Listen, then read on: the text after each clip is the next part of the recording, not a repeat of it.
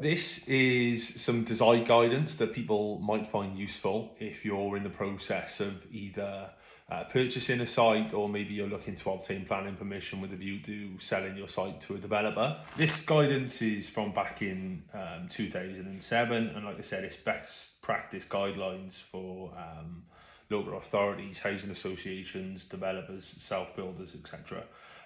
So there's quite a range of information in there. Like you can see there's a bit on dwellings in rural locations.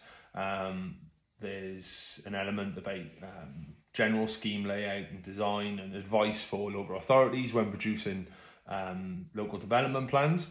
But the most important part of this, I think, is the section where they provide guidance on minimum spatial standards for new dwellings, or should I say typical standards.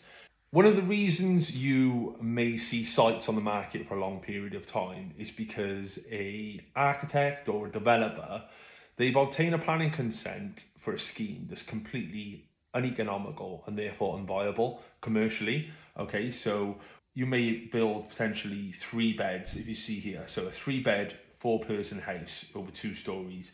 The guidance would be 83 square meters. Okay, you'll see developers obtain a consent for units which are 110, 120 square meters for a 3-bedroom house.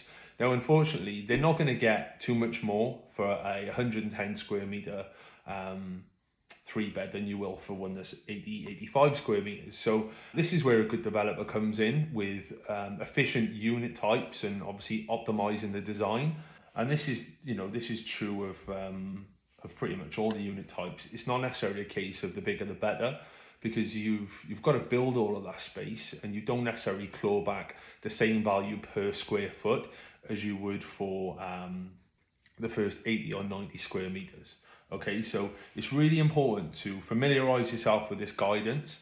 I think there is a bit of room for maneuver. Like I said, these are not minimum spatial standards, but the local authority will certainly be looking to enforce the guidance. And I know there is a bit of leeway there for social and affordable housing. But nonetheless, these are the targets we should be looking to hit, unless the market research indicates otherwise.